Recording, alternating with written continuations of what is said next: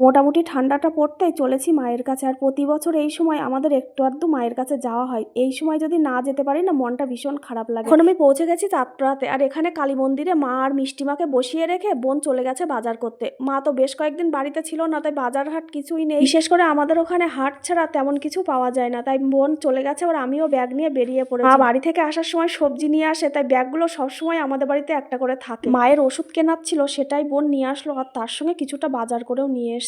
এদিকে সবজি বাজারে চলে এসে প্রথমেই আলু কিনে নিলাম। নতুন আলু দেখে বাজারে পুরনো আলু নিতে আর মন চাইলো না, তাই নতুন আলু নিয়ে নিলাম। আর কাঁচা লঙ্কা, আদা, মানে যা যা লাগে রান্না করতে মোটামুটি সবই অল্প অল্প করে নিয়ে নিয়েছি। আর সবজি বাজারে এসে এত সুন্দর তাজা তাজা সবজি দেখে বেশ মনটা ভালোই লাগছিল। কাঁচা লঙ্কাগুলো দেখে মনে হচ্ছে একদম গাছ থেকে সদ্য তুলে এনে এখানে রেখে দিয়েছে। কাঁচা লঙ্কা শুধু বলছি কেন, সমস্ত সবজিগুলোই একদম মনে হচ্ছে টাটকা, খুব ভালো লাগছিল দেখতে। আমাদের এ বাড়িতে আমরা সব রকমের সবজি খাই, তাই সবজি দেখতে আর খেতে দুটোতেই আমার ভালো লাগে। এক ব্যাগ সবজি বাজার করা হয়ে গেছে। এবার চলো অটোর দিকে যাওয়া যাক। বাজার নিয়ে এসে দেখি মা আর মিষ্টিমা অধৈর্য হয়ে গেছে। এবার অটোতে বসার জন্য চললাম, আর অটোর পিছনে আমাদের সমস্ত ব্যাগে একদম অটোর পিছনটা ভরে গেছে। পিছনে যে কেউ বসবে তার আর জায়গা নেই। অটোটা ছেড়ে দিয়েছে।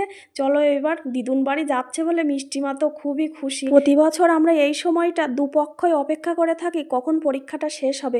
ওরা ভাবে আমরা দিদুন বাড়ি যাব, আর আমরা ভাবি আমরা মায়ের কাছে যাব। বাড়িতে এসে মা ঘর বাড়ি বিছনা পরিষ্কার করে এরপরে ভাত বসিয়ে দিয়েছে। ভাতটা কিন্তু হয়েও গেছে। আর তরকারিটা মাকে বললাম রান্না করতে হবে না, আমি সকালে বাড়িতে রান্না বান্না করে রেখে গেছিলাম, সেই তরকারিটাই খাওয়া দাওয়া হয়েছে। দুপুরের খাওয়া দাওয়া শেষ করে বসে গেছি সেই বাজারগুলো ব্যাগ থেকে বের করার জন্য। বেশ অনেকটাই অনেক রকমের সবজি আছে, ওগুলো ফ্রিজে না রাখলে তো থাকবে না, তাই ফ্রিজে রাখার জন্য বের করে রাখছি। মুড়ি, বিস্কুট, চানাচুর এগুলোও কিন্তু মা চাঁদপাড়া থেকে একেবারে কিনে নিয়ে গেছে। অন্যবার কি হয়, মা বাড়িতে থাকে, আমরা যাব বলি, তখন মা বাজার থেকে এগুলো সব নিয়ে আসে। মা তো বাড়িতে একা থাকে, তাই নিজের মতন অল্প অল্প নিয়ে আসে। আমরা যখন বলি যাব তখন হয়তো অনেক করে নিয়ে আসে। মা তো অনেক দিন থেকেই বাড়িতে নেই, তাই সবকিছুই বাড়িতে বাড়ন্ত, আসার সময় সবকিছুই নিয়ে এসছে সঙ্গে করে। আর যেই কটা দিন কিন্তু মায়ের কাছে থাকবো, এখানেও কিন্তু ভালো ভালো রান্নার ভিডিও বানাবো। তোমরা যদি দেখতে চাও চলে যাবে ফেসবুক বা ইউটিউবে মোয়ের পরিবার বলে সার্চ করলেই পেয়ে যাবে। এই ভিডিওর ডেসক্রিপশনে লিংক দেওয়া থাকবে।